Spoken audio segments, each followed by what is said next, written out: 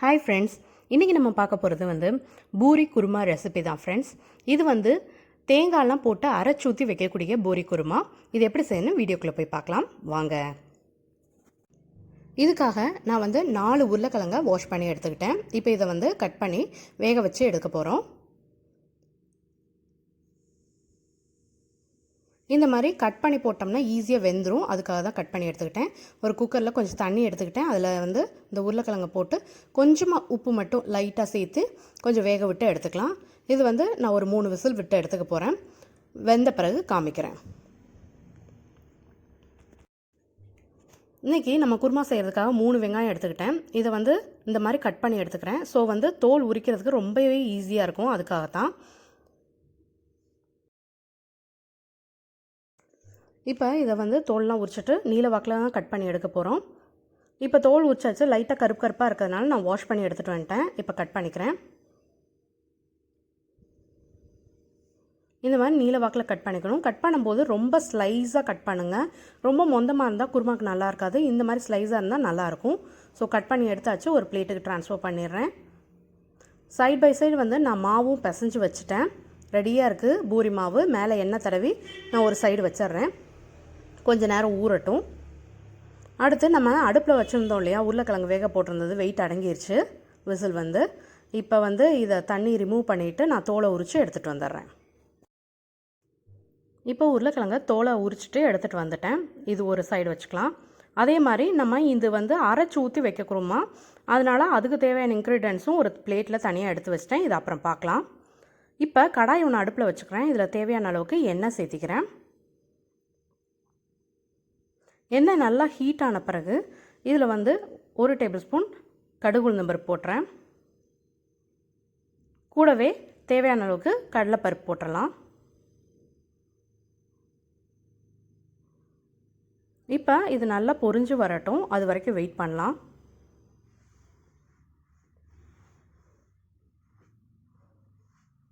இப்போ கடுகு உளுந்தம் பருப்பு நல்லா பொரிஞ்சிருச்சு.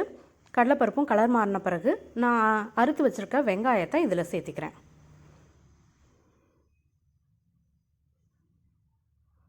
இது கூடவே கொஞ்சம் கருவேப்பிலையும் சேர்த்திக்கலாம். இப்போ இதை நல்லா வதக்கி விட்டுறலாம்.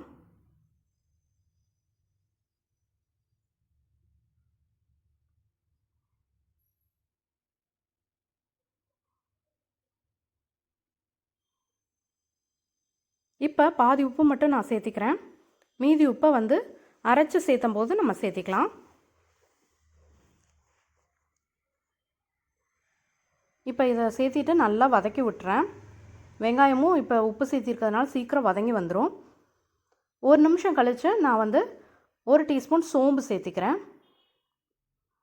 இப்போ இதையும் சேர்த்தி நல்லா வதக்கி விட்டுறலாம்.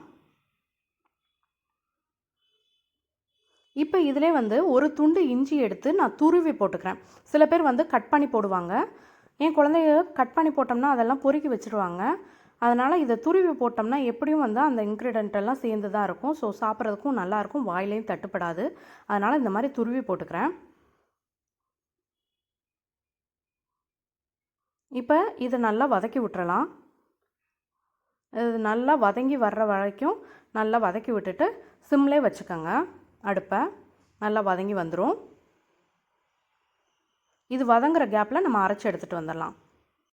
நான் ஆல்ரெடி சொன்னேன் இல்லையா, இந்த இன்க்ரீடியன்ட்ஸ்லாம் 1/4 மூடி தேங்காய், 5 பச்சை மிளகாய், 2 டேபிள் ஸ்பூன் பொட்டுக்கடலை, 1 டீஸ்பூன் கசகசா, இதெல்லாம் இப்போ மிக்ஸி ஜாரில் சேர்த்து அரைச்சி எடுத்துகிட்டு வந்துடலாம்.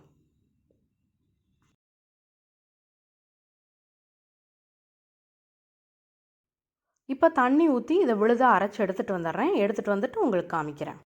இப்போ அரைச்சி எடுத்துகிட்டு வந்தாச்சு. நல்லா க்ரீமி டெக்ஸ்டரில் இருக்குது. இதை ஒரு சைடு வச்சுக்கலாம். நம்ம வெங்காயமும் வதங்கிருச்சு. இதில் 1 டீஸ்பூன் மஞ்சள் தூள் சேர்த்தி நல்லா வதக்கி எடுத்துக்கலாம்.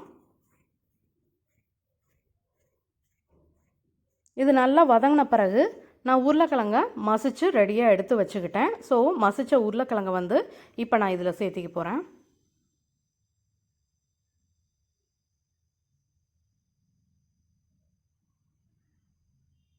சேர்த்திட்டு இதை நல்லா வதக்கி விட்டுருங்க. ஒரு 1 மினிட் வரைக்கும் விட்டுறலாம்.